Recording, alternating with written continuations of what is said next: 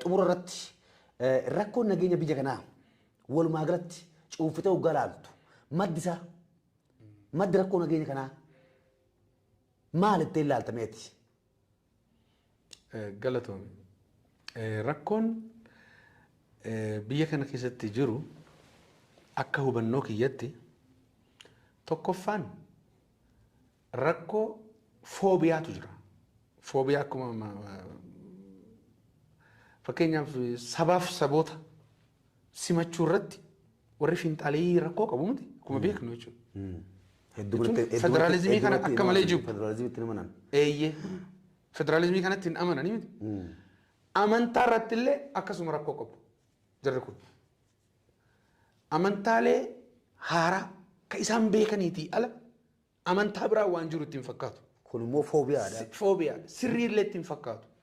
Akka biraatti niiw foobiyaa qabu beektaa? Niiw foobiyaa qabu. Amma fakkeenyaaf faranjoonni biyya alaarraa yeroo gara biyya kanaatti dhufan waan haaraa tokko naannoo kibbaa dhaqanii yookiin Oromiyaa dhaqanii akkaataa uffannaa namaa jireenya namaa yogguu ilaalan itti gammadanii suuraa qabatanii yoo barbaadan biizinesii ittiin hojjetatanii. Ittiin hojjetanii keenyoo waan haaraa tasmaa.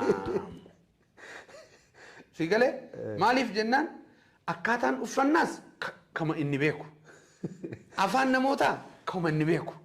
Amantiin ka inni beeku qofa ka itti fakkaatutu baay'ata. Isaan kun immoo finxaaleeyyii jedhaman. Kanaaf kun eeyyee finxaaleeyyiin kuni niiw foobiyaa waan haaraa takka simachuuf qophaa'aa miti. Sammuun isaanii dhaggeeffachuufuu qophaa'aa miti. Akkuma amma sabaaf sablammii biyya kanaa simachuuf nu rakkisan sammuun ofiif rakkatu dura baay'isuu ofiif simachuu rakkatu. Amantii namootaallee kabajuuf ni rakkatu. Kun rakkoo guddaadha biyya kana keessatti.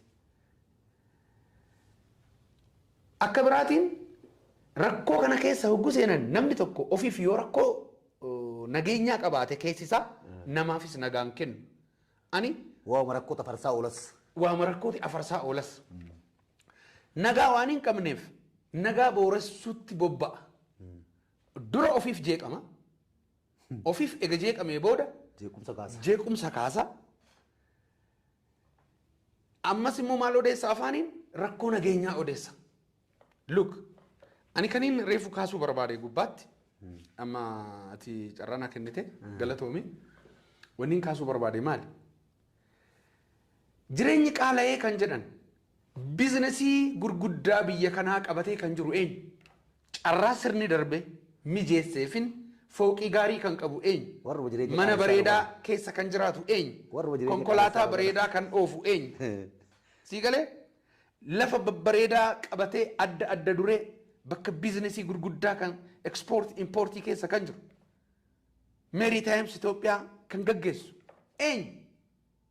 Siigalee jaruma san dinagdeen ammallee kan jiru harka isaaniiti. Sirnuma Minilik dhaabeen dinagdeen biyya kana harka isaanii irra jirti. Ganaa carraa warri argate hojjetee buluuf warri carraa argate har'a socho'aa jira ganaa carraaqaa jira. Akkamumatti jarri kun akka keenyatti dinagdee qabataa jedhaniiti immoo nu qofa qabachuu qabaneeti foobiyaa jireenyi qaala'ee foobiyaatu sarrakkisaa jira. Kanaaf monopolize godhanii waan hundumaa of harkatti qabanii jireenya kana kan qaaleessaa jiru isaanuma mataa isaaniiti. Rakkoo kanas kan afarsu isaanuma mataa isaaniiti. Kanaafuu reefu kan siin jechaa jiru siidaa Minilik qofa miti. Sirni sun ammallee ni jira. Jaalannus jibbinus sirni sun ammallee ni jira.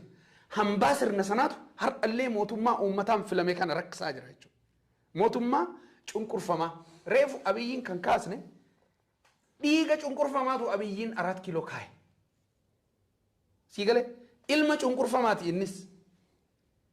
Qabsaa'ee akka warqiitti qorameeti bakka kana gahe namni kun. Siigalee barumsas barateera. Ekspiriyaansii gama hundaan inni qabu ni beekta. Siigalee kana hunda